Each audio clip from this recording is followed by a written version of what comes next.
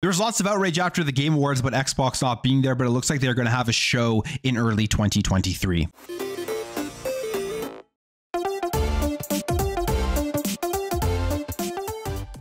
So after the Game Awards, I made a video about this. People were outraged about Xbox not showing up, and I wasn't. I didn't even really think about it that much, to be completely honest. I made a video talking about this earlier. I mean, I've called Xbox out on plenty of things like the $70 games, which I think is just absolutely absurd. They don't have to do that. They're just kind of going with the industry trends. But when it comes to the Game Awards and Xbox not being there, after the show was over, I didn't think about it. There were so many games that were shown off there that I was excited to look at and to play.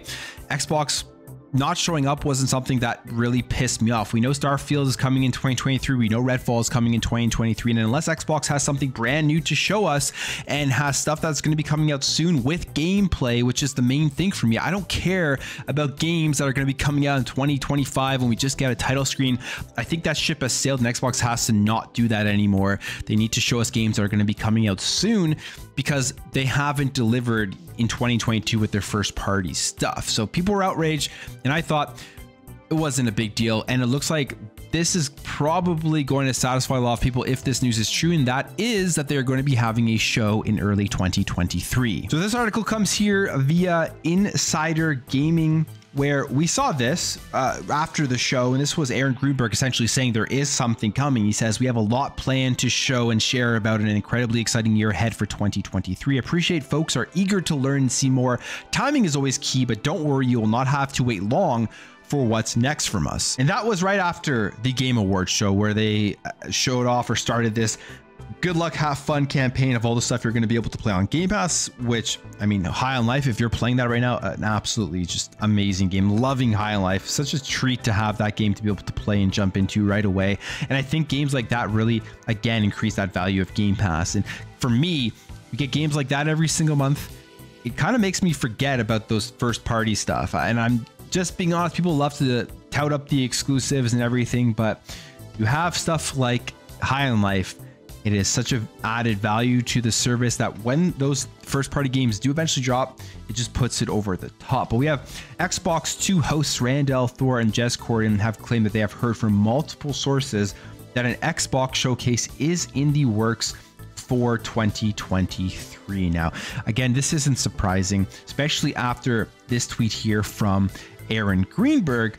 But what this is telling us is that Xbox has had a show planned for a while now, and they knew it was going to be in early 2023, which I honestly think is a better move. I think it's a better move to have a show completely dedicated to the Xbox brand, to Xbox first party studios, and to whatever deals are going to be coming in terms of getting games to Xbox Game Pass. I think having the sole focus on that, not people's attention taken anywhere else, is smart for them going forward. And I much rather have this show than them show up at the Game Awards. Now, when it comes to the show, if it does happen, these rumors are true and it does happen in January or February or sometime early in the new year, what I want them to do is to continue to focus on those 12-month intervals as to what is coming, what we are going to be able to play, whether that's from first party or whether that are games coming into Xbox Game Pass. Because I think right now, especially after 2022, a lot of people are upset.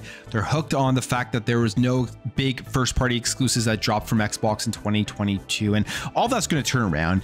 We'll see that turn around in 2023 when Starfield and Redfall drop, unless of course they get these magical delays, but I don't think that is going to happen.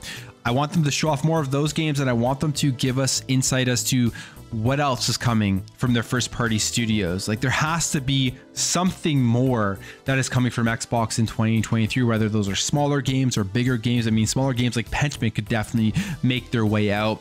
And if there isn't, they better have a nice drop of Game Pass games that are going to be coming in 2023. Starfield and Redfall are going to be huge, and they're going to be the talk of Xbox next year, especially Starfield. Everyone is going to be talking about it. Everyone's going to be playing it, but it would be great if we get some announcements of stuff that we don't know about that are dropping in 2023. And the ship has sailed on showing CGI trailers and title shots and all that type of stuff. I just don't care. I absolutely don't care. I don't care how big the IP is. It doesn't get me hyped anymore when it comes to it showing off a title screen of a game that's coming out in like 3, 4, 5 years from now, especially when you think about all of the games of the works right now from Xbox that were announced years ago. and we haven't seen a single thing about. Like, where's Avowed? Where's Fable? Where's Everwild? Where's just all of these other things that they have talked about on Show Off? Outer Worlds 2. Like, there's so many things here that we know are coming. We haven't seen anything of. And I think that's been an issue when it comes to Xbox Game Studios, trying to announce stuff to get hype way too early. I think it's much more effective when they do that 12-month interval thing, where these are the games coming, these are the games you're actually going to be able to play, and here's some gameplay of them. I think it works a lot better. I think it worked pretty well for Game Pass this year, especially when you think of a game like High on Life. It almost got delayed to 2023, but when they showed off that game at the Xbox and Bethesda showcase this year and told us we were going to be able to play it this year, a lot of people were excited about that. But 2023 is going to be the year that they have to deliver. They got to give us more Xbox games. They got to give us more first-party games, because if not, the narrative about the exclusive thing is going to just turn off a lot of people. And does it really even affect Xbox that much? I don't think so. You look at what has happened with the sales. The reality of the situation is first party exclusives are not the biggest determining factor as to where people play. Look at the revenues from Xbox this year. Look how well they sold.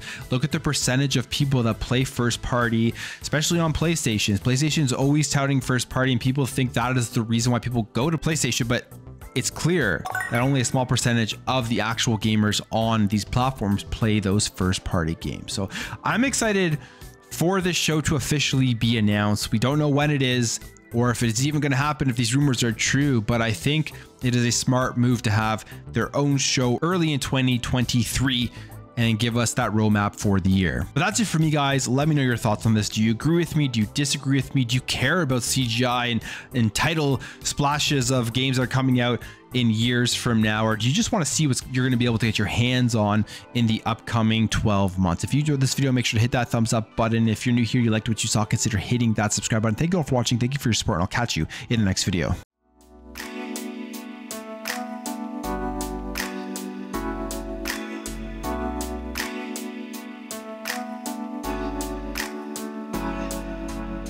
We'll be right back.